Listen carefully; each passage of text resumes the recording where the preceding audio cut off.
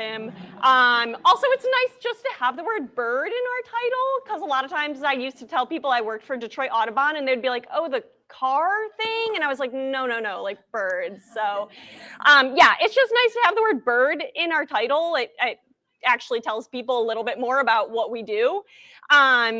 So that's a little bit about the name. We did a rebranding, all of that fun stuff. We really focus on conservation work, education, advocacy, and outreach, all of that good stuff. So we do things like creating and protecting habitat, also educating people, also trying to keep people informed about how to get involved and support birds through, you know, government and things, and what people can do at home to support birds. And yeah, we do presentations like this all the time. It's really nice to get out and talk to people.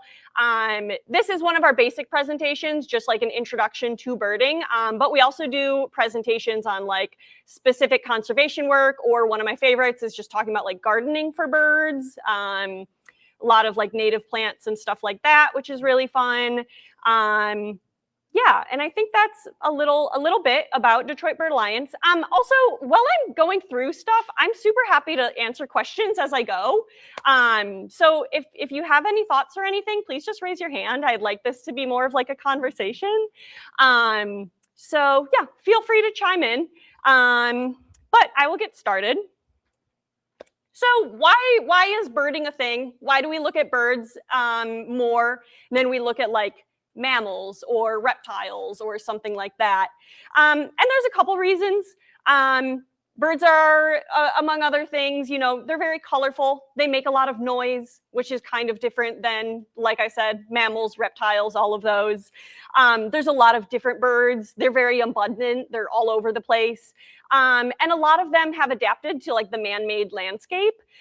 So we find them more like in urban areas, or even in like suburban, like in our yards and things like that. They're kind of tied into where people live, whereas like around people in like urban, suburban areas, if you're looking at mammals, you're mostly going to find squirrels. You know, there's just not as much to look at.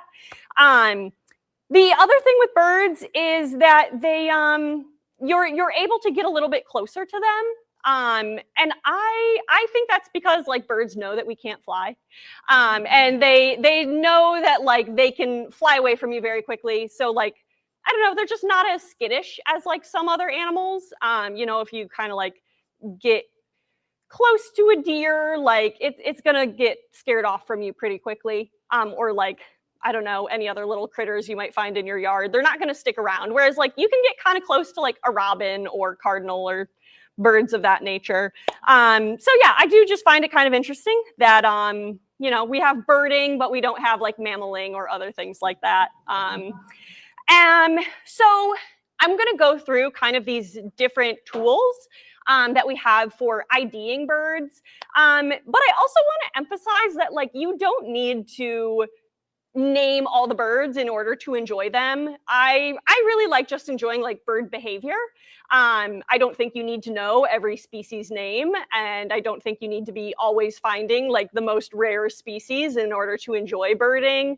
I really like just like watching the sparrows and pigeons and like the stuff that you find all over the place. So it's not all about ID, but I am going to talk to you about how to identify birds. So the first thing we have here is color. Color is a great way to get started because color is, it's kind of like the first thing we notice. Like if I say northern cardinal or blue jay, well, blue jay, you know, you kind of think of their color first. Cardinal is red, blue jay's blue. It's just one of the first things that like pops into your head. So color is a good way to start, but it sometimes can be tricky. So take, for instance, like the color blue.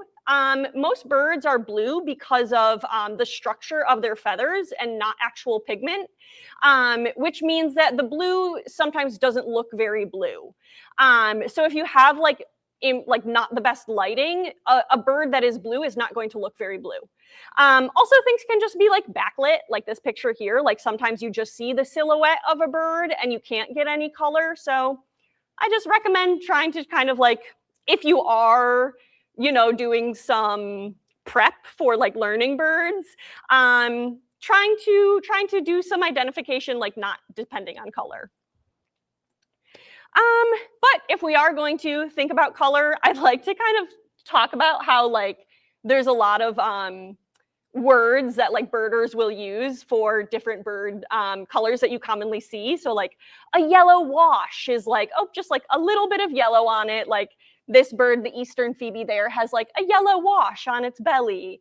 Or like the olive color, like the pine warbler is kind of like an olive color. And then like rufous, like maybe this veery right here is kind of like a rufous color. So I don't know, there's just some colors that you might not hear all that often that are basically like shades of brown, but are kind of helpful if you're like talking about colors that you see for birds.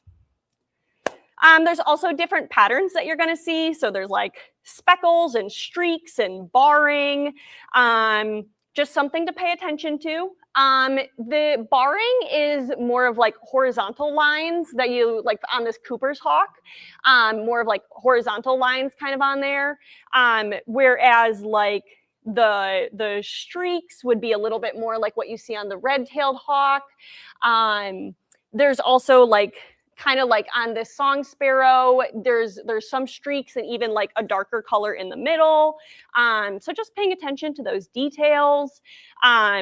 If you get like, you know, really getting into those sparrows, there's a lot of different kinds of sparrows, and like people will say the speckles look like they're painted with like, you know, like watercolor versus like a pencil, like kind of like different like thicknesses. So I don't know, lots of details you can get into talking about the patterns that you see on these birds.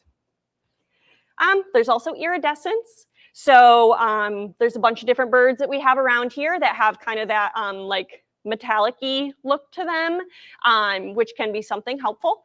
The common grackle is a bird that we have all over in the summer, and it is like a black bird, but if you catch it in the sunlight, it's like really beautiful, like rainbow colors. Birds also change color depending on the season, and depending on like where they are in like breeding, so that can be a little bit tricky. There's also different colors depending on the gender of the bird. So I just have a couple examples here. Generally, the male is going to be more colorful, whereas the female is a little bit more like shades of brown to protect the nest and the babies. Well, the male is looking fancy to like show off and guard territory and all of that stuff. So sometimes it's a little tricky. A lot of times it's easier to identify the male than the female bird, because the female is more like shades of brown that match each other birds that are shades of brown. Yeah. Start differentiating when there's sexual deviation. Oh, great question. It's different for all birds. Different species have different times of like when they'll start having that differentiation. One example, actually, I have right here, is the northern cardinal. And what's interesting about it is that the adult has a red beak, whereas the juveniles have more of like a brownish beak. And you can kind of see like the juveniles and the females look a little bit similar. But if you see that red beak, then you know like, oh, it's an adult female. But if it doesn't have a red beak, then like, oh, it's a juvenile. It's going to get that red beak and then either look like a male or a female. I believe for cardinals, it's around a year. I think that's kind of what you're looking at for a lot of birds. But it can depend. Does that answer it? Cool. So yeah, there's a lot of things that come into color and color differences. It's a good place to start, also a good place to not always depend on, I would say. So this is kind of the opposite of color, is when you take color away and you're just looking at the shape of the bird. I bet a bunch of you could tell a bunch of these birds, or at least what like general type of bird it is. You can probably see like the geese up in the sky. You're like, oh yeah, that looks some type of goose. You know, maybe the bird on the side you can identify as like a woodpecker. Maybe the tiny little thing you know like that's a hummingbird. So there's some that you're going to already know. This is just like a bunch of different examples. Some of them you may know, some of them you may not. That's totally fine. It's good to start knowing different families of birds, and then you can kind of narrow it down as you're like learning more. And then if you're like, okay, it's some type of wren, and then you can look at the wrens that are around and see what wren you're looking at. Yeah, some of these are going to be totally new. Some of these you might recognize, and if you don't recognize any, that's okay. Shapes can change, which can get a little confusing. A lot of birds will have like a crest on their head that they can raise and lower, like the blue jay. Owls also have those tufts that look like ears. Those can change depending on like whether the owl is very alert or the owl is kind of more relaxed. These are also like two mourning doves, and like mourning doves can kind of like stand up kind of tall and be more alert, or like be like all poofed up and just look like a ball. So there is going to be some variation in shape. A common thing, this is a little bit of a sidetrack, but a common thing is that a lot of times when birds are poofed up like this, people are like, oh, that bird's fat. And I'm like, no, it's just like birds don't carry fat the same way that humans do. It's just poofed up to stay warm. Like if you think of like a winter coat full of like down feathers, it's doing the same thing. It's fluffing up its feathers to hold in that warm air. So that's not a fat dove. It's just fluffed up to stay warm. If you're looking at shape, you have all different kinds of beaks. You have all different kinds of feet. These are some things that can be kind of tricky if you don't have binoculars. I don't know, this is a little bit more like getting into things. And yeah, some of this you're not going to be able to use. That's okay. There's different wing shapes that you're going to see. I'm not going to get into those too much. Size is also a really tricky one because a lot of times it can be hard to tell the size of something, especially if you're thinking of like a hawk flying in the air. You can't really tell how far away it is, so you can't really tell how big it is. So if you think more instead of size, if you think more of proportion, that is going to be more helpful for you. So I have these two woodpeckers here. This is the downy woodpecker and the hairy woodpecker. They look almost totally identical, except one's bigger. And it's really hard to tell them apart if you don't have like them side by side, which like when are you going to have that? Very rarely. But what you can look at is actually like the size of the beak.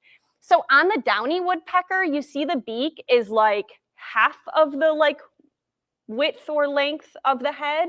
It's a lot smaller compared to the head. And then if you look at the hairy woodpecker, the beak is like almost the same size as the head. So that's kind of like the proportion that you might want to think about if you have one of these tricky birds.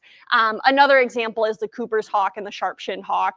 Very hard to tell apart, just one is bigger than the other. Which one? Yeah, you can't even tell. The Cooper's hawk is bigger. And it's really tricky because hawks, generally the females are bigger, and there's kind of an overlap of like a big female sharp-shinned hawk can be about the same size as like a small male Cooper's hawk. So like it's a doozy. Honestly, I can't really tell them apart that well. I think you look at like the shape of the tail if you really want to get into it. The last thing we have here are field markings, and field markings are basically like if you think of like when you're like out in the field, it's just like a simple, obvious marking that you can use to identify a bird. So like my super easy example is like a bald eagle. It has the white head. You see a big bird with a white head, like it's a bald eagle. There's no other like big birds that have a white head like that in North America. So that white head is a field marking. I also have like a couple other examples here, like the northern flicker has this little like white patch that you'll commonly see when it flies away. So that's really helpful, especially because usually birds are flying away from you. So you'll see that little white patch and you'll just be like, oh, it was a northern flicker, like I got it.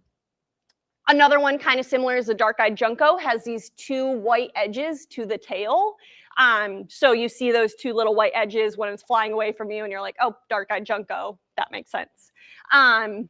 There's also more like complex ones, like this little red cap on the chipping sparrow. There's kind of several different sparrows that have a little cap like that. So you have to look at like a couple different field markings.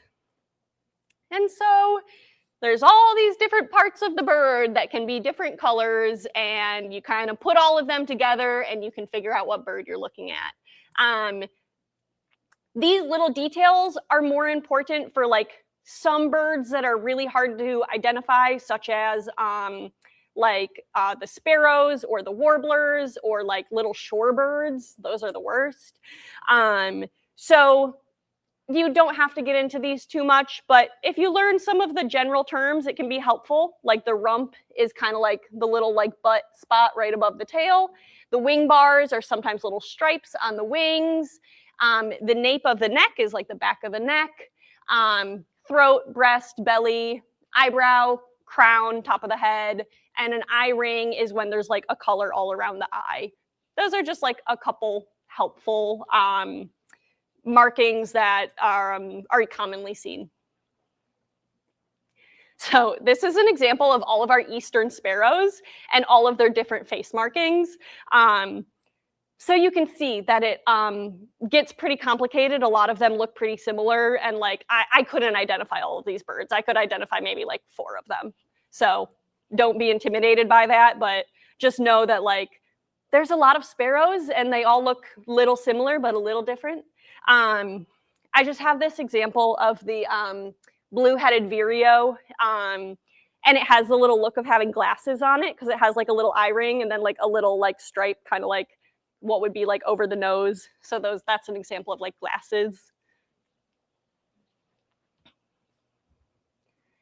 Okay, and then after you think about all of those physical characteristics, there's also the ones that you can hear. I think this is a really fun part of birding.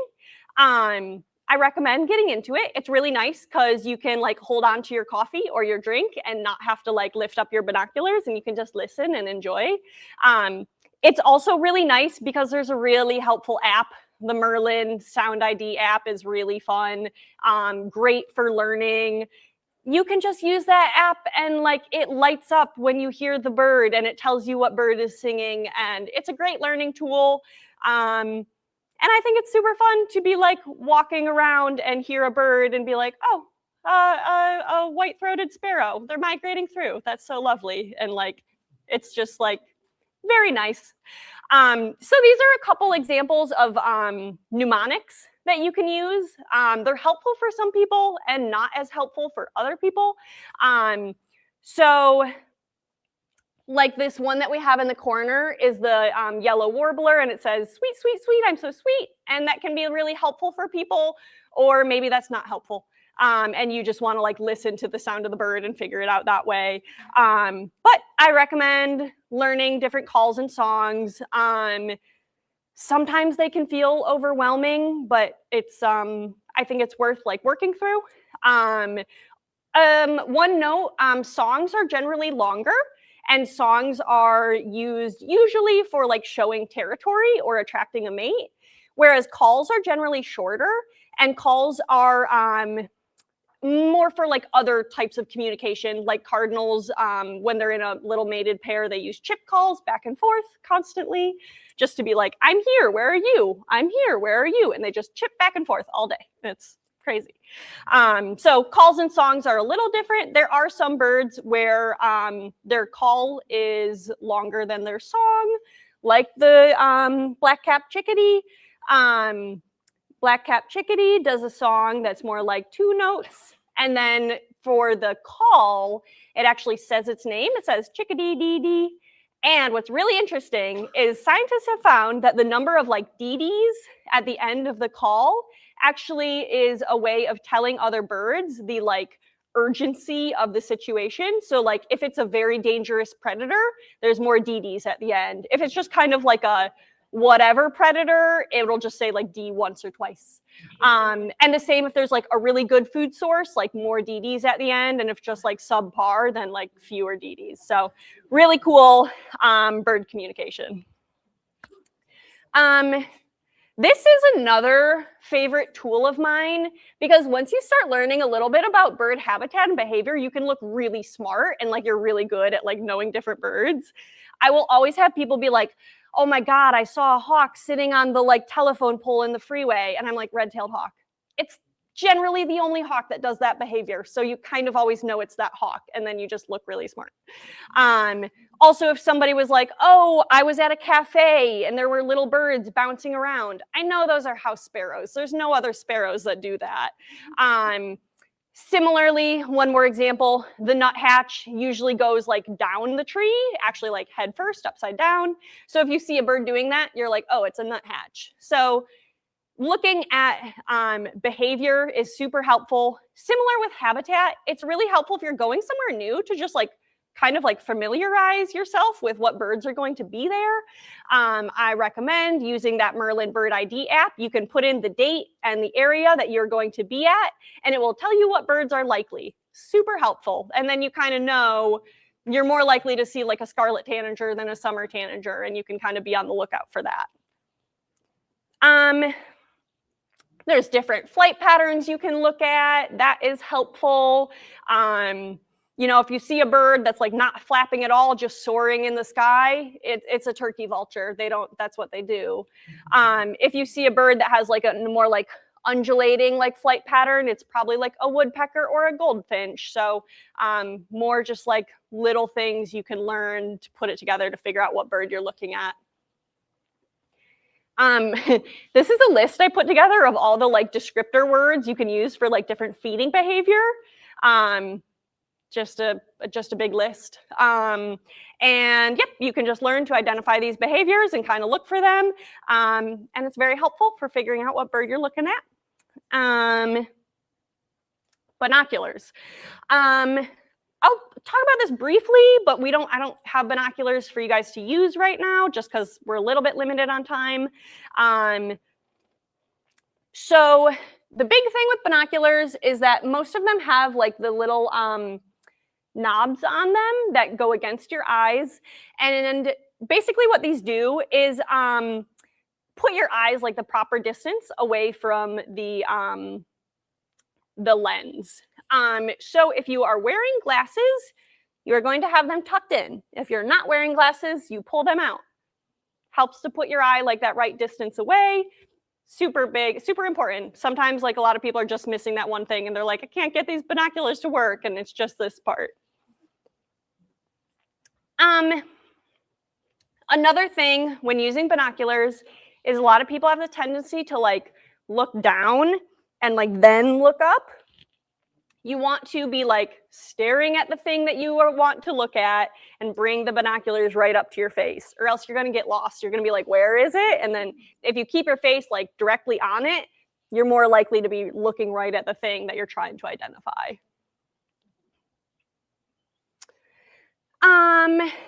This is, I think, something that's important. A lot of times when you're out birding, people are looking at a bird and they're like, it's there, it's in the tree. And you're like, what tree? Like, I can't find it. And they're like, just follow my finger. And I'm like, no, that doesn't work. So I think it's fun to practice like describing where something is. You can be like, oh, in that dead pine tree about half of the way up on the left side, like there's the bird. That's way more helpful. You're more likely to like find the bird that somebody else is looking at, show somebody where the bird is that you are looking at. I think it's like a fun little puzzle to try to practice that. I also recommend just like continuing to identify the birds that you see, even if you are just seeing house sparrows over and over again. If you get really used to like seeing those birds, you're going to be able to pick up when there's like, I like to call them fancy sparrows. Anything that's not a house sparrow is a fancy sparrow. If there's a fancy sparrow like mixed in there, you're going to identify, you're going to see it because you're like, whoa, that one stands out. So I recommend just looking at, look at all the birds, keep looking at them, keep identifying, all of that good stuff. A little bit of information about bringing birds to you. Some of the best seeds to use are like sunflower seeds, thistle or Niger seed, water, moving water is great. And then I recommend, more than anything, well, maybe water and this aside, native plants are the best thing you can do for birds. If anybody feeds birds here, maybe you notice that like in the winter, a lot of birds will come to your feeder. In the summer, they kind of stop coming to your feeder. That's because in the summer, birds are feeding their babies and their babies eat bugs. Like there's 3 species of songbirds that don't feed their babies bugs. Everybody is trying to find bugs. They're trying to find like nice, juicy caterpillars. They're soft, they're full of nutrients. And if you want to have a bunch of caterpillars, you need to have the right plants for them. And that's why you need native plants. I highly recommend Doug Tallamy's book. I think it's Bringing Nature Home or Nature's Best Hope. Yes, and Nature's Best Hope is the other one. And these plants are super important if we want to have birds around us. We can't just have birds like in our national parks. We need to give them more space than that. We need to be providing habitat for them like around suburban and urban areas as well. We should be putting native plants like in our parks, in our gardens, all of that stuff. So I really can't recommend native plants more. They also need less water. They need less care. They'll spread more on their own. And they look beautiful and they require less care. So they're great all around. And yeah, best way to bring birds to you. Also, you don't have to clean them with bird feeders and like even like water dishes. It's really important to keep them clean. And native plants, you don't have to do that. If you are attracting birds, it's also important to think about what is harming birds. So really the big thing that is affecting bird populations right now, many years ago, several years ago, 2018, I think it was, a study came out that we have lost 1/3 of our birds in North America. That's a crazy number of birds, since 1970. So not like that many years, 1/3 of the birds are gone. And that's mainly due to like habitat loss, also kind of tied in with like climate change. But more directly, if you're looking at like very direct human causes for bird decline, outdoor cats are really bad, which is unfortunate. I love cats, I foster cats, I have cats at home, but they don't go outside. And the cats outside, I spay and neuter them. And even that is kind of debatable whether spaying and neutering does that much. So if you get a new cat, keep it inside. It's better for the cats, better for the birds. Cats are a huge problem for birds, especially in like, on like islands and stuff like that, when cats are introduced to areas where the birds are not like evolved with those kinds of predators. It's really bad for the birds, especially because cats are just like amazing hunters. They're too good at it. Also window collisions. Window collisions are a really tricky one. That's really sad because we have windows because we want to like have the outside come in, and we're killing the outside because birds run into the windows. Basically, if you have had one bird run into a window in your house, you can multiply that by 10, and that's probably the amount of birds that are dying from that window a year. A lot of those birds are, they fly off and die later due to head trauma. They'll be picked up by a rat or a cat or something, so you don't see them. Lots of reasons why you don't see all the birds, but they're there. And then pesticide use. Birds depend on bugs. Like I said, if you're killing the bugs in your yard, you're taking away all their food. I've got a question. Yes. The window collisions. Yes. Do they sell, like now they don't have the bird silhouettes anymore. They've got dots. Yes. Do they sell like dots for your windows so you can like put a film on your windows? So yes. The birds don't see it. So if you have bird strikes, you could mm-hmm. those windows. Yes. Yeah. And what you said is totally right. Those like little hawk silhouettes don't work at all. Yeah, don't buy those. What does work is actually creating a pattern on your window so that birds recognize it as a solid thing. And we have information on our website where you can find those resources. We have links to everything. You can also just email me and I will happily like guide you through the process. Yeah, I have one of those windows, so I looked it up. Okay, great. To draw lines Mm-hmm. 4 inches apart. Yeah. On the window. Did you do it? Vertical, yeah. Oh, I love it. Yeah. That's awesome. I mean, bam, bam, bam. I said, oh no. Yeah, yeah. Cedar wax wing I had to bury. That's really sad. That would be heartbreaking. Yeah. Yeah. And well, yeah, what were you saying?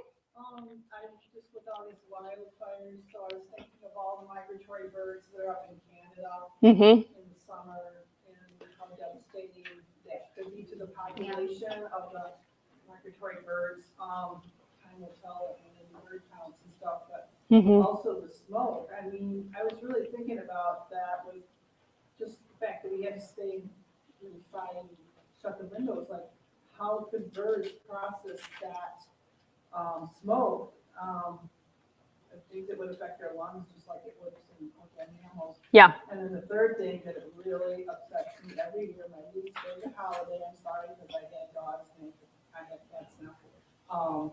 Yeah, and these fireworks Mm-hmm. that scare birds. You could hear the birds squawking at night when those neighborhood fireworks, now that stuff that used to be illegal, people have their own private fireworks.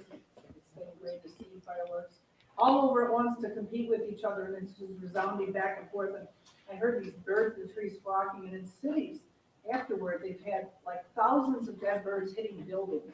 Yep. Because the fireworks in cities, like big cities where Mm-hmm. they're all flushed up from the noise, out of their nest, and they find them all dead. Yeah, yeah. Thousands have died because of it. Yeah. Yeah. The fireworks are super unfortunate. And yeah, very disturbing to wildlife for sure. Yeah, it's unfortunate. Yeah, and Some people people have for sure. So yeah, it's a bummer to go through, but I appreciate you guys learning about this, and we'll move. Yes. Does it help to draw your blinds? Just place. Yeah. I mean, I should say, is that enough and sufficient to just close your drapes No. or blinds?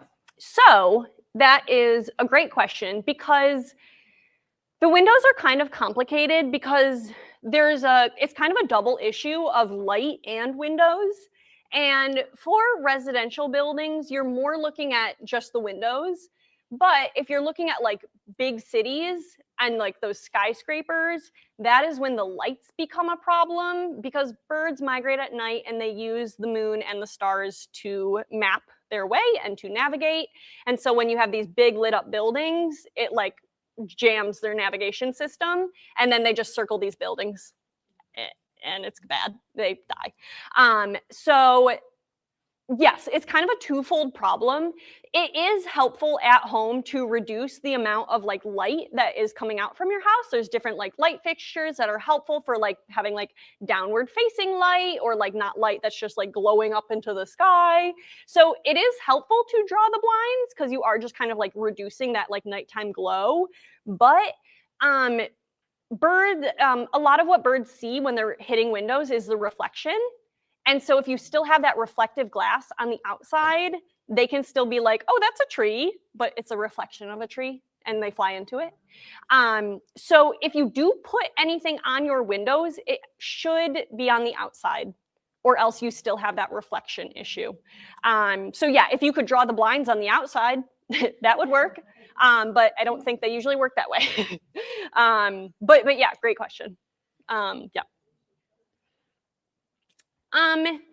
I recommend National Audubon does have a bunch of like really fun articles for learning about birding, quizzes and stuff that you can do.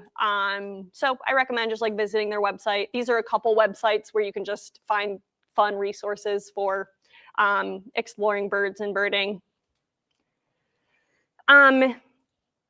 This is a little bit what I was talking about. If you just go to like explore birds and then put in the date and the location, and then it tells you the birds that you're likely to see.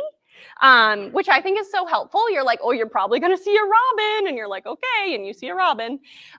So that's helpful. Like even like it tells you like when they're more common and all of that good stuff. I think it's super fun. So yeah, that's a good one if you want to take a picture of that. What was that? Does it have a location too? Like Yes. If you're in Michigan versus Indiana versus. Yep, you can. I think it goes to city. So like I'll put Detroit, and then like Detroit and like today's date, and it'll tell me. So it's pretty fun. Yes. Oh, sorry. Yeah. Another website that I found really invaluable is Merlin. Yes. Put on by Cornell. Yep. It's all free, and you can. I mean, I've sat in my backyard and just push the play, and it will record and tell me what bird it is. Yes. Yeah. That's the Merlin app, and it's amazing. And this is the Merlin app that I'm showing right here. Yeah. Yes. No, you're good. Yeah. I totally agree. Totally recommend it. And yeah, what were you saying? Were you raising your hand too? Or you just for her? Oh, thank you. Any other questions?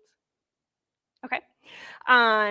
So this is another, you can use this if you see a bird and you can go through what size it was, what colors, where was it, and then it'll give you a list of birds that you're likely to see. So that can be helpful. I don't use that too much actually, but I do think that it can be helpful if you're like in a new place or getting started or any of that. This is some information about field guides, which is a little like, it is a little funny now because people are so like app dependent on their phones and everything. But if you are interested in books and having a book, I think that that's awesome. These are just a couple like recommended books. Stan Tequila has a ton of different like birds of whatever state or birds of Michigan for kids. Like he does great books. I really recommend his books. And then we do have a Birds of Detroit that we like to highlight. So these are just like a couple good books. The Stan Tequila books are kind of nice because the birds are actually organized by color. So if you're like, oh, I saw a red bird, you can just go to the red section and it'll show you all the red birds, which is kind of nice. And then something interesting when you get into like the big field guides that show like all the species really detailed is that you can kind of choose between like drawn images or photographs. Some people have like a really strong preference. I kind of like drawn images because they're more like comparable. But yeah, interesting thing to think about. Okay, so I mostly just have like a couple birds to go over. I'm kind of like wrapping up. But I did want to highlight that even in urban areas, we have so many birds. Sometimes you can find more birds in a suburban area than like in a forest. Just because we have created some like really ideal habitats for birds. So I like to show our falcon cam that we have on Wayne State's campus. There's a breeding pair of falcons that comes back year after year. I think it did switch recently. It's like a new pair of falcons, but they love this spot. Or maybe one of them switched. They like one found a new mate or something. But they have this nest here like every year, and there's a little camera set up so you can like check on them all the time, which is really fun. And they're in middle of Detroit, and this is like an endangered species. So it's very That's Old Main, right? yes. Yeah. Yeah, and you can just watch them. It's really fun. The babies are really funny looking. The babies are like in the corner. What was that? Is that a peregrine? Yes. Yeah, peregrine falcon. So I think it was on the endangered species list and maybe has been taken off the endangered species list. I'm not sure the technicalities of that. And then this was just a book that I read recently about how suburbs can be great for birds, especially if we're using the right like plants and trees and all of that. We can really provide like great habitat for them.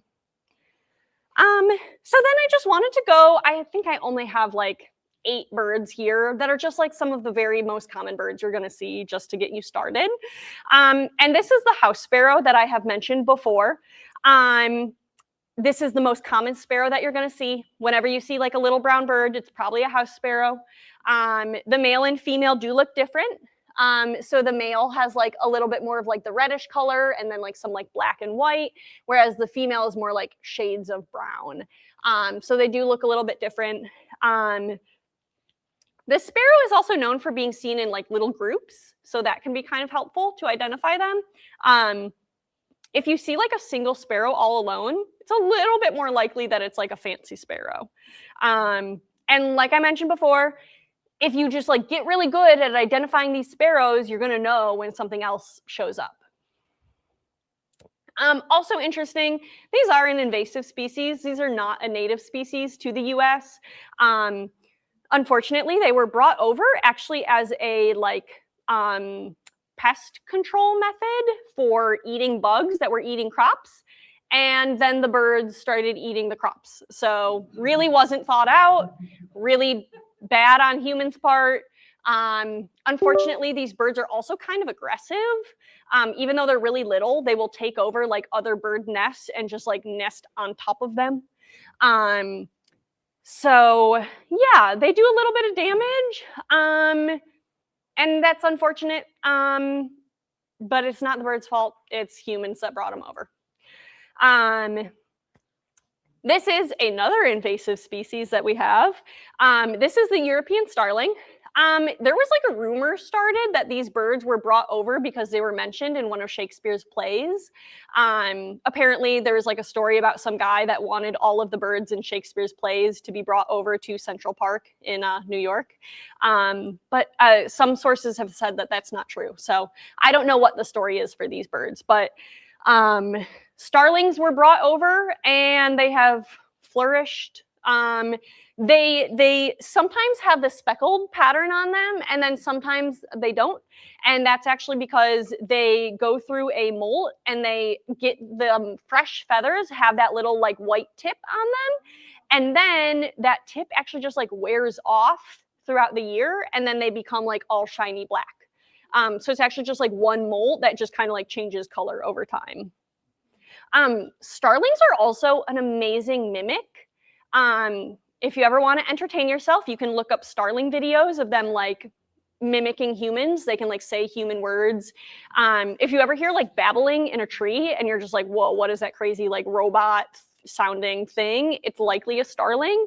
They can like sound like parrots. They make all sorts of crazy noises. And they can mimic humans as well. If you have like a bird imprinted on a human, it'll mimic human words. Are they the ones that also do like car alarms and stuff? Sometimes, yes. I heard a New York story about a bird that was mimicking the car alarms, and I didn't know if that was a starling. It could be them. There's a couple other blue jays will also mimic noises, but it could. I feel like it's likely a starling. Yeah. I also like to point out the juveniles do look different. The juveniles are more of like this gray color, and since starlings are so common, it's common that you'll see this bird. I get a lot of people being like, "What bird is this?" I'm like, it's a juvenile starling. And then they also form the murmurations that sometimes you'll see, where you have like a big cloud of birds that seems to like move as one organism. That's commonly starlings as well. Why are they doing that? Great question. I don't have a good answer for that. I don't know if there was bugs up there. Usually they're like migrating or just like moving. A lot of times they'll gather more like in winter. They'll kind of form like a foraging flock. They'll kind of like work together to find food. And then in like spring and summer, they'll spread out again and like have their own little space. So sometimes they'll form these murmurations in like fall, getting ready for winter. And usually they're moving to an area. Sometimes they'll form this before they like roost for the night. That's the best answer I have. I don't have much more info. Yes, you, sir. Yeah, I did hear one theory Mhm. that it was to confuse and intimidate predators. Totally would make sense to me. Yeah, that sounds right. And then what were you gonna say in the back? Well, you know, like sometimes you're sitting at a light, like at a traffic light. Mm-hmm. You see, I don't know, just because of the wind or what, but they'll like just be like rotating and how they don't crash into each other. There's hundreds of them just like landing everywhere and like, yeah, it looks kind of like that. Mm-hmm. But, Mm-hmm. I walk around Beaumont Hospital for exercise because I live near the whole complex. And at nighttime, there must be sparrows, I'm thinking, because they're just flocking in the trees right next to the. Mm-hmm. Yeah. Sure, like, I think it's all house sparrows. It sounds like it could be house sparrows. Yeah. They like to like gather in bushes and stuff like that. And like, yeah, they'll chatter all night. Yeah. And then I just have a couple more birds. This is the mourning dove. This is one of my favorites, related to the pigeon. They're so sweet. They're one of the most common birds. They make the sound that kind of sounds like an owl. And they're called mourning doves because the sound they make is sad, like mourning, like they're sad, not mourning like the time of day. And they're just beautiful, super common. I love them. And then I have our little chickadees here, black-capped chickadee, great like bird that you'll see at your bird feeders. They like sunflower seeds. I kind of talked a little bit about their chickadee call and the dee-doot call. That's the two-note song that they have. These guys are super smart, especially for how small they are. Usually like smaller animals don't have as much like intelligence, but they're super smart with an amazing memory. They will cache things, which means they'll like hide like a sunflower seed in like a little bark, and then they'll find it like several months later when they can't find other food. So they're pretty incredible. American robins are another favorite. They're all over. They're very cute. They make a lot of the songs that we hear, especially in spring and summer. And the fledglings are speckled like this. This is another fledgling that doesn't look totally like the adult. Oh, yes. No, I just have a comment about robins. I'm a gardener. My entire yard is a pollinator garden. Nice. So when they're really smart, when I pulled, yes, weeds, they actually see me. Yep. I know that sounds really weird. And then they come and forage for worms after they know that I've disturbed the earth. It's like, whoa, that's really, they were watching. Yes, I've definitely, experienced that as well. Yeah. Is there a major problem with migratory birds like robins and sandhill cranes now that many of them are overwintering in Michigan? That is a good question. So it depends on the species.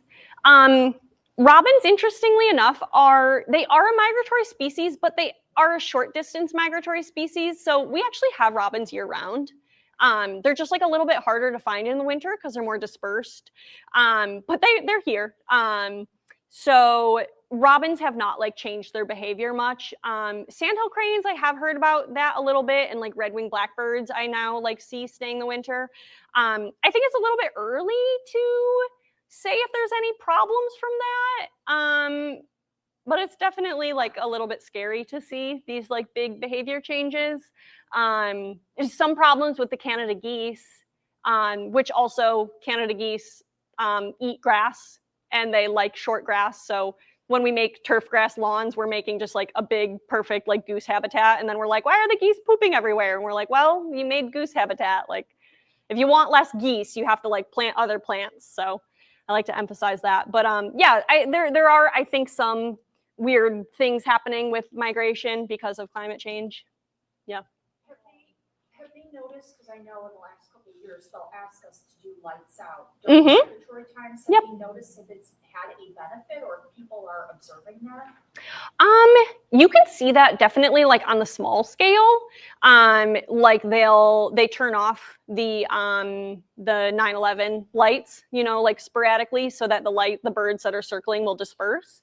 I don't know if they've had enough success to like see a big difference. It's really hard to like get places to actually turn off their lights. So I don't know of any specific like large scale examples of that. Yeah. Yep.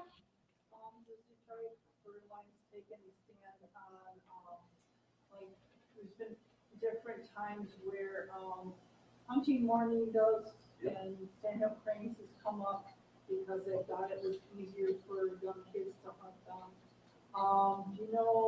Periodically people all come on light and stuff, and then it goes away and it comes back. You guys take us at the end then. Yeah, we have had stances in the past. I believe we were against mourning dove hunting, but for like a very specific reason, because mourning doves can look like kestrels, which are species that like is closer to being endangered.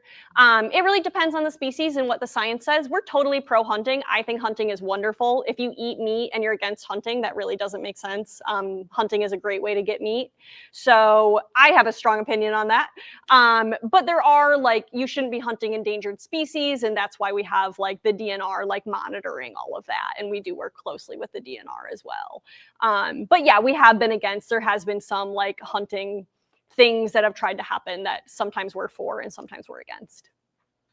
Yeah, any other questions before I do these last couple birds? On the sandhill crane thing, I know Yeah. that the laws aren't equal across states. Mm-hmm. Do anything to try to do that nationally? Or is that like the Audubon Society with their arm do it? I don't know much about that. Yeah, I really don't. We have not taken any sandhill crane stance yet, I don't believe. There might have been one several years ago, but I don't remember the details of it. Yes, I'm not involved with any of that. Yeah. Okay. Yeah? You're probably aware of this.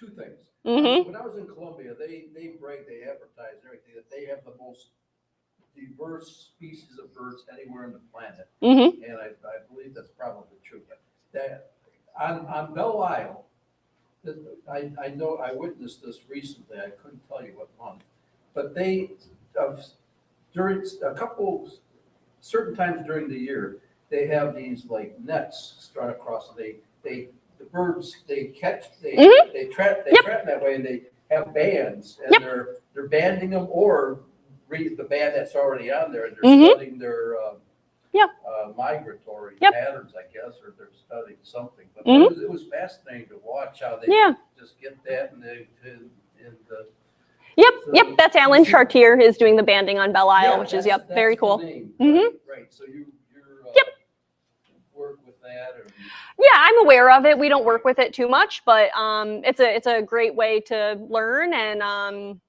cool research that's going on. right, Yeah. Do they need volunteers for that? He does need volunteers. It is like a pretty big commitment. You have to go a certain number of times before you're able to like handle any birds, and it's a lot of training before you're handling any birds. And it is like very early mornings into the afternoon. But it's definitely something to look into. Yeah, if you're interested. And if you are interested, feel free to reach out to me and I can put you in touch with Alan. Cool. Cardinals, I talked a little bit about, though. The young have the brown beak, which is kind of fun. You can tell how old the cardinals are, and you can see the male from female. Blue jays, like I mentioned, are very intelligent. They'll mimic other birds.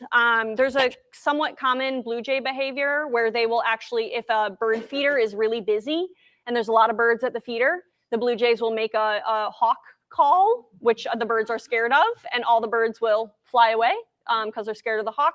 And then the blue jay has the bird feeder all to itself. So yeah, they're very smart. And then my last bird here is I just picked a woodpecker that we have. And this is the red-bellied woodpecker, which is kind of silly because you can barely see the red belly on it. There is another, you would think like, oh no, that's the red-headed woodpecker, but there's actually another woodpecker that's the red-headed woodpecker that has like an all red head. This is the red-bellied. It has this beautiful like zebra stripe pattern on it. And woodpeckers are just cool. So that was the last bird I picked. And yeah, that's all my birding information. Thank you guys.